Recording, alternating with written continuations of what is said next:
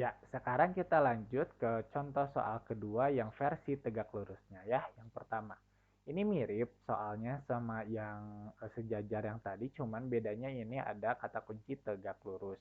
Ini juga udah dikasih tahu nih garis yang satunya lagi ada yang bentuknya persamaan garis, ada juga yang melalui dua titik. Nah, ini contoh yang garis yang satunya lagi yang udah diketahui itu dalam bentuk persamaan garis lurus ya. Nah, jadi di sini teman-teman, kalau bentuknya yang kayak gini nih, ingat-ingat lagi. Di sini cara cari gradiennya pakai yang bentuk persamaan garis lurus AX tambah BY tambah C sama dengan 0. Berarti kita tentuin dulu A-nya berapa? Betul sekali, 3B-nya. Oke, minus 5. Betul sekali ya. Nah, kita pakai rumus ini min A per B. Tadi A-nya adalah 3, B-nya adalah minus 5. Nah, minnya ini udah ada dari rumusnya ya. Jadi ketika minnya ketemu lagi min di sini jadinya plus sehingga M1-nya 3 per 5. Nah, buat persamaan ini M1-nya adalah 3 per 5. Nah, sekarang kita mau cari M-nya yang kedua untuk yang persamaan garis lurus ke sini. Jembatannya apa nih atau kata kuncinya apa? Oke, di sini ada kata tegak lurus. M1-nya udah dapat. Kalau 3 per 5 itu M1-nya dan tegak lurus terhadap M2, berarti M2-nya apa? Ya, dibalik ya angkanya. 3 per 5 berarti 5-nya di atas jadinya 5 per 3. Nah, terus lihat di M1-nya. Udah negatif belum di sini? Masih positif ya. Berarti M2-nya nanti negatif 5 per 3. Nah, ini adalah gradien yang untuk PGL yang ditanyakan. Nah, selanjutnya sama kayak di slide sebelumnya, titiknya kan udah dikasih tahu ya melalui titik yang mana yang 1,-3. Gradiennya yang dipakai, nah hati-hati ya, bukan yang M1. M1 mah punya soal, berarti kita pakai yang M2 yang ditanyakan, yaitu minus 5 per 3. Nih, rumusnya pakai ini lagi nih teman-teman. Terus masukin angka-angka ini ke dalam rumus.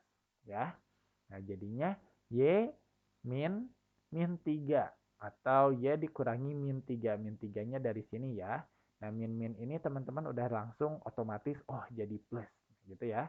Terus M-nya ganti dengan minus 5 per 3, X1-nya ganti dengan angka 1.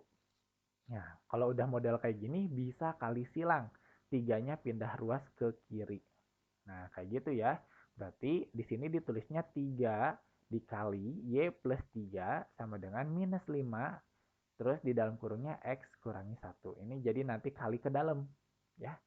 Nah, jadi dikali ke dalamnya adalah 3 kali Y jadi 3Y. 3 kali 3 jadinya 9. Terus minus 5 kali X jadinya min 5X. Minus 5 dikali 1 jadinya minus 5. Tapi ada minus lagi di depan jadinya plus 5. Tuh, kayak gini ya teman-teman ya. Nah, kayak tadi lagi, pindah ruasin. Ya, kalau dari slide yang pertama, yang ruas kanan ini kita pindahin semua ke kiri. Nah, yo, min 5X ini kalau pindah ruas jadinya, oke betul, jadinya plus 5X. Kalau plus 5 ini pindah ruas jadinya, iya betul sekali, jadinya minus 5. Nah, jadinya gini ya teman-teman, mana yang bisa kita hitung? Yaitu yang plus 9 kurangi 5 hasilnya plus 4. Nah, ini udah selesai. Bentuk persamaan garis lurus yang kita tanyakan dan dia tegak lurus terhadap ini. Ya, teman-teman ya. Bisa dipahami ya. Oke. Nah, selanjutnya kita punya soal yang sama, bedanya adalah di garis yang udah diketahui. Nah, kalau tadi bentuknya persamaan garis lurus yang udah diketahuinya, kalau ini yang melalui dua titik. Nah, tadi udah pernah dibahas kan di yang materi sejajar. Nah, kita cari dulu gradien dari yang melalui dua titik ini. Pakai rumus Y2 kurangi Y1 per X2 kurangi X1. Y2-nya di sini Pak Mato pakai yang 6, berarti X2-nya adalah minus 3. Y1-nya di sini pakainya min 1, X1-nya dipakainya adalah 1. Jadi 6 dikurangi minus 1, ini jadi positif ya, berarti 7. Dan yang di bawahnya minus 3 kurangi 1 adalah minus 4. Sehingga M1-nya adalah minus 7 per 4. Gitu ya. Nah, sekarang karena dia tegak lurus, maka persamaan garis untuk yang di soal ini gradiennya berapa? Nah, betul. Jadi kalau misalnya udah minus 7/4, berarti M2-nya adalah dibalik tuh 7/4-nya. Jadi 4/7, terus perlu pakai minus nggak? Nggak perlu ya, karena yang awalnya udah negatif. Tuh, jadinya 4/7 saja bernilai positif.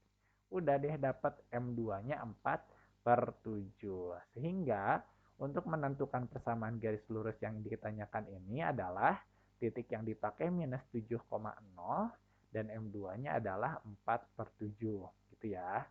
Nah, jadi kita masukin ke rumus ini. Y dikurangi Y1 sama dengan M dikali X kurangi X1. Ingat, M-nya jangan ketukar. Pakainya yang 4/7 ya. Kalau yang minus 7/4 itu udah punya yang soal, jadi jangan dipakai lagi. Karena yang dipakainya adalah yang ditanyakan ya, yang udah hasil tegak lurusnya. Oke, nah ini udah lihat ya teman-teman, masukin ke dalam rumusnya. Ini X min min, ingat ya kalau udah min min ini nanti jadinya plus. Nah sekarang 7-nya kali silang ke daerah kiri. Jadi ditulisnya 7 dikali Y min 10, min 0 ya. Sama dengan 4 dikali X plus 7. Oke, nah sekarang Y kurangi 0 itu jadinya Y ya, berarti 7Y yang sebelah kiri. Dan yang di dalam sini menjadi, oh iya mohon maaf, ini harusnya positif. Ada yang salah ya. Nih, atau kasih warna hitam dulu. Di sini harusnya positif 28. Oke, nah berarti di sini, nah ini Pak salah nih. Harusnya jangan positif 28. Ya, yang ini kita coret. Coret. Harusnya berapa teman-teman? Karena ini sudah pindah ruas ya. Jadi kalau udah pindah ruas, ini jawabannya adalah minus 4. Ini dari 4X. Minus 4X itu dari 4X yang kanan ke kiri. Nah ini kalau 28 pindah ruas jadinya betul. Minus 28.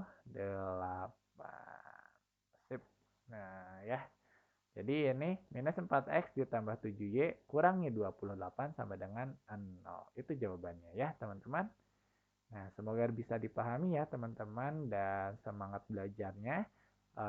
Insya Allah bermanfaat dan terima kasih atas perhatiannya. Assalamualaikum warahmatullahi wabarakatuh.